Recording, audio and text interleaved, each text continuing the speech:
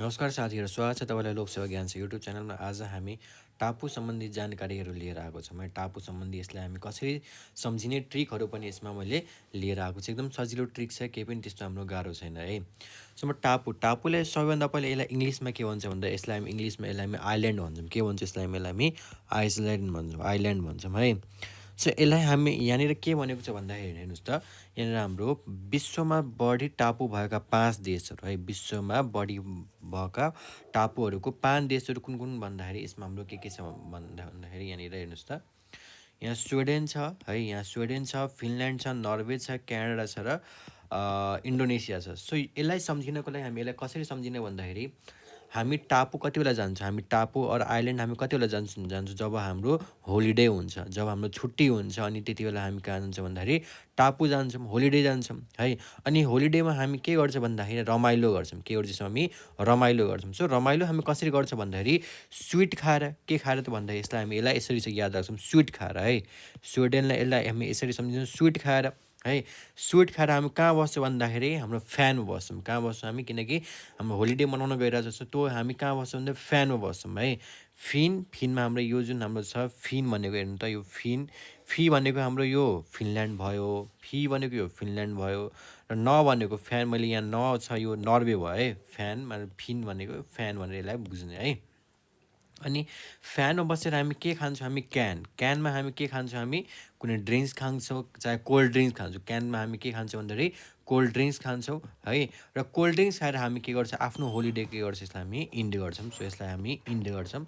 यसलाई हामी के भन्छ? यसलाई इन्डोनेसिया भन्छौँ। के भन्छ यसलाई? हामीलाई इन्डोनेसिया भन्छौँ। सो विश्वमा हाम्रो 5 टापु भएका 5 देशहरू हाम्रो के छ? स्विडेन हामी के गर्छौँ? हामी स्विट खान्छौँ, फ्यानमा बस्छौँ। त्यसपछि हामी के गर्छौँ? हामी क्यानमा हामी के गर्छौँ? कोल्ड ड्रिङ्क्स खान्छौँ, र हाम्रो होलिडे के गर्छौँ? यही हामी इन्ड गर्छौँ। सो यसलाई हामी यसरी सम्झिन सक्छौँ।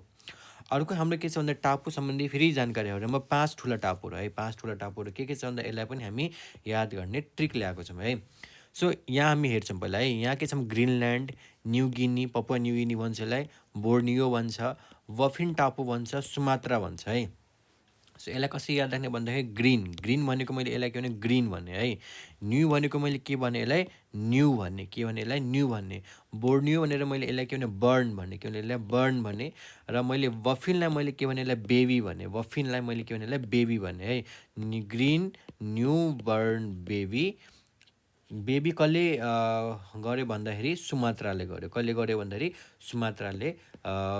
यो बेबी कसको छ भन्दा सुमात्राको बेबी छ भनेरलाई सम्झिँदा पनि हुन्छ। ठिक छ, यो चाहिँ हाम्रो भयो। यिनीहरूलाई हाम्रो के छ भन्दाखेरि 5 ठुला टापुहरू याद गर्ने ट्रिकहरू है। ग्रिन, न्यू, बर्न, बेबी कसको छ भन्दाखेरि सुमात्राको छ है।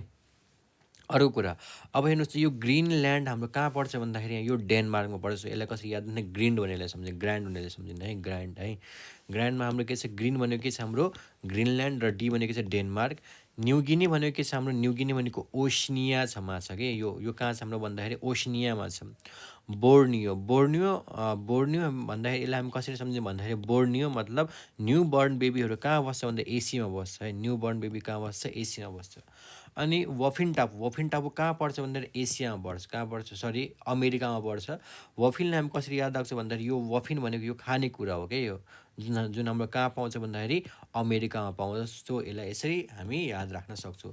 सुमात्रा पनि कहाँ बस्छ भन्दाखेरि एसीमा बस्छ। किनकि हेर्नुहोस् त, बेबी पनि कहाँ बस्छ? एसीमा बस्छ। बेबीको मम्मी पनि कहाँ बस्छ? एसीमा बस्छ। म यसलाई हामी कसरी याद राख्छौँ? एसिया भनेर यसलाई याद राख्छौँ। बुझ्नुभयो? त्यसै गरी अर्को एकदम सजिलो छ, विश्वको सबैभन्दा लामो पक्की पुल। सबैभन्दा लामो पक्की पुल कुन हो भन्दाखेरि हङकङ र चिनको हो है। हङकङ र चिनको हो, जसलाई हामी जोड्ने कति छ हाम्रो? 55 किलोमिटर है। सबैभन्दा लामो देश कुन हो भन्दाखेरि चिली देश भनेर। पर्खाल, सबैभन्दा लामो पर्खाल कुन हो भन्दा ग्रेट वाल पर्खाल, जसको हाम्रो 6200 माइल ठुलो रहेको छ। सिँचाइ नहर भन्दाखेरि हाम्रो के छ? कालेश्वरम भारतको रहेको छ है। यसलाई तपाईँले सम्झिनु होला है। सो अर्को हाम्रो के छ? एकदम सजिलो छ, हेर्नुहोस् त, टापु चाहिँ यो विश्वका ठुला टापु 5 राष्ट्रहरू है। विश्वका ठुला टापु 5 राष्ट्रहरू र धेरै ठुला टापु भएको देशहरू है। सो यसलाई हामी कसरी याद राख्छौँ भन्दाखेरि इन्डोनेसियालाई हामी के भन्छौँ? यसलाई इन्ड भन्छौँ। इन्ड। मादास्करलाई हामी के भन्छ? इन्डमा। पप्पु कहाँ जान्छ भन्दाखेरि फिनल्यान्ड जान्छ। पप्पु कहाँ जान्छ? फिनल्यान्डमा है। सो यसलाई यसरी याद राख्ने, इन्ड भनेको इन्डोनेसिया, मादास्कर भनेको मा भनेको मादास्कर, पपुवा न्युगिनी भनेको पप्पु भयो, जापान भनेको के छ भने यसलाई जान्छ भने यसलाई सम्झिने, र फिलिपिन्सलाई यसलाई के भने यसलाई फिनल्यान्ड भनेर यसलाई सम्झिने है। फिनल्यान्ड यो गाना चाहिँ, अरू यसलाई हामी फिलिपिन्स पनि भन्न सक्छौँ। के भन्न सक्छौँ यसलाई हामी? फिलिपिन्स। इन्डमा पप्पु कहाँ जान्छ? फिलिपिन्स भन्छ। सो यसलाई हामी यसरी याद राख्न सक्छौँ है। सो आजलाई यति गर्छौँ। कस्तो लाग्यो भिडियो कमेन्ट गर्नु होला है। सबैलाई धेरै धेरै धन्यवाद। By by.